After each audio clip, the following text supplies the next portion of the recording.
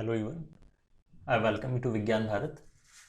In this lecture today, we're going to discuss the concept of uncountable sets. Last time we have already covered the concept of countability. Let's move ahead with some good important notions of algebraic and transcendental numbers.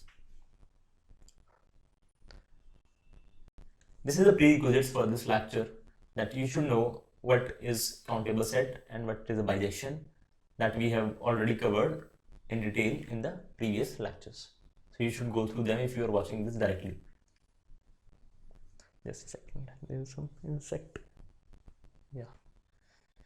So let's quickly discuss the concept of algebraic and transcendental number. First, we're going to discuss what we mean by numbers that are algebraic.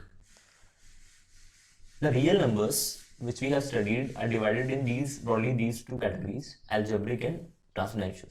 So algebraic number is a real number that is a root of a polynomial equation where the coefficients are integers. So let's quickly read the definition. A real number is called algebraic if it is the root or zero of a polynomial whose coefficients are integers. So this condition is important. In terms of quantifiers, it can be written as x belongs to the set R is called algebraic if x is the root of this polynomial where these ai's are coming from the set of integers and they all cannot be zero simultaneously. Otherwise, it won't have any meaning. Now, this is an example of this. This quantity root 2 is an algebraic number because if you consider this quadratic equation, you are easily able to see that this quadratic equation has two roots which are plus minus square root of 2. So square root of 2, the positive one, is the root of this quadratic equation of or polynomial of degree 2 whose coefficients are integers. So certainly this element, this number root 2 satisfy the condition for being an algebraic number. This is an important result whose proof I left to you. We try to prove that the set of all algebraic numbers is countable. If you collect all the algebraic numbers, then the resultant collection is a countable set. That is, you can define a bijection from the set of algebraic numbers to the set of natural numbers. Let's discuss now the second concept, which is of transcendental numbers. So now the transcendental numbers are numbers, those real numbers which are not algebraic are called transcendental. A real number x is called transcendental if x is not an algebraic number. We know what is the meaning of an algebraic number. If such a real number exists which does not satisfy the condition for being an algebraic number, then such a real number is called a transcendental. Here are some examples, that this pi and the Euler's number e are both transcendental. A remark again, that as I have told you earlier, that the real numbers are broadly classified into two categories, algebraic and transcendental. So I can write my set of real numbers as the union of these two sets, where A stands for the set of all algebraic numbers and T stands for the set of all transcendental numbers. Now we move ahead to the topic of today's lecture, uncountable sets.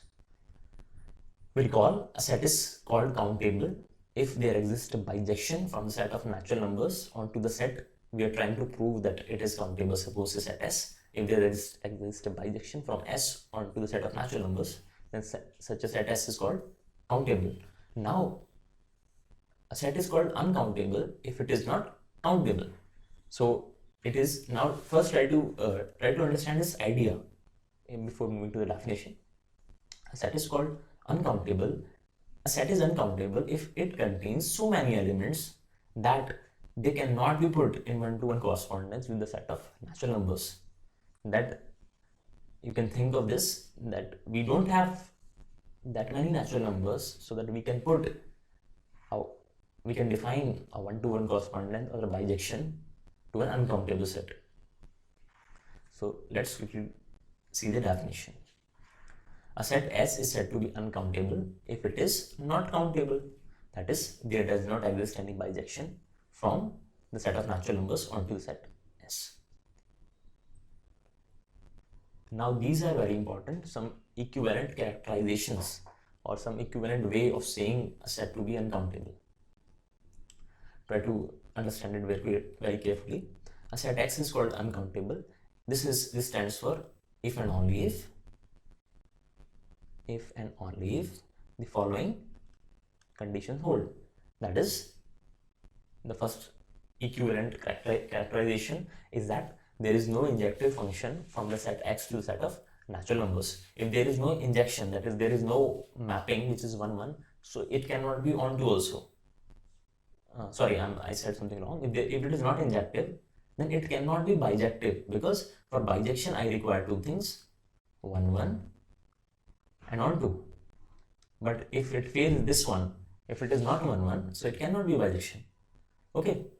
So if such a map exists that if there is no injection from the set X to the set of natural numbers, then in that case the set X is called uncountable. The second characterization is the cardinality of the set X is neither finite nor equal to LF naught. In the previous lecture I already defined what is the meaning of this term LF null. If you are watching it directly, then you may refer to that lecture. LF null is nothing but a cardinality of the set of natural numbers. So from second point, you can conclude that the cardinality of an uncountable set is different from LF naught and is neither finite. Okay. Now the third characterization says that the cardinality of an uncountable set is strictly greater than the cardinality of the set of natural numbers, which is LF naught. This one. Here, this is the symbol for the cardinality of the set of natural numbers. Now some two very important standard examples of uncountable sets. The first example is that the open interval 0 1 is uncountable. That again, you cannot be able to define a map f from the open interval 0 1 the set of natural numbers, or from the set of natural numbers to the open interval 0 1, which is 1 1 and onto. So you will not be able to find a bijection. I left it to prove all of these. Try to prove it yourself, otherwise we will make a separate video for doing some good exercises based on countable and uncountable sets. You can, if you require that, you can drop me in the comment box. Then the second example is the set R of real numbers is again uncountable. Likewise, you can do the third one. Before concluding the video, here comes our important result for today's lecture, which is given by Russian mathematician George Cantor. That's why the theorem name is Candace Theorem. What it says basically that suppose we have a set A, then corresponding to set A there exists a set P of A, which is nothing but the power set of that set. So you will not be able to find a map from the set A to the power set of A, that is onto. You will not be able to find. What it means that the power set of A, the cardinality of the power set of A is strictly greater than the cardinality of the set A. Okay, so that's why you will not be able to find a map which is onto. You can read the statement of this theorem that given any set A, there does not exist a function. There does not exist a function f from the set A to the power set, its power set, which is onto, where power set is the collection of all possible subsets. Okay. So I hope you understand the concept of uncountable sets. Try to go through these characterizations once again. If you have any doubts anywhere, you can either drop me in the comment box or you can send the queries to me at the Telegram group. We'll be moving ahead in this course now.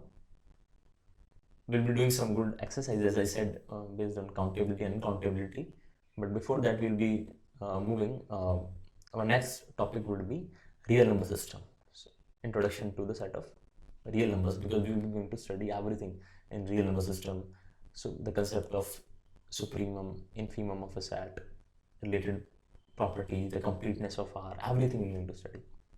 So if you try to follow these lectures. And if you have any queries, then you can again, as I said, drop me in the Telegram group. And if you like this video, then do give a like and do subscribe to the channel. And thank you so much for watching.